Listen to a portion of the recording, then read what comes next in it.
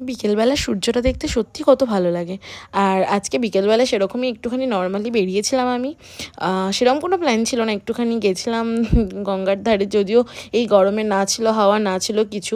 তো তারপর সম্রাট ও একটু চা নিয়ে নিল, তারপর আমরা দুজন একটুখানি গঙ্গার পাড়ে দাঁড়ানোর জন্য গেলাম। আর রাস্তাটা দেখো, এইখানটা যেতে গেলে যে কিরম জঙ্গলের মধ্যে দিয়ে যেতে হয় একবার দেখো, মানে আমরা স্ট্রাগল করছিলাম রীতিমতো। কিন্তু তারপর গঙ্গার পাড়ে এসে সত্যি খুব ভালো লাগে, একটা হালকা হাওয়া হলেও থাকে।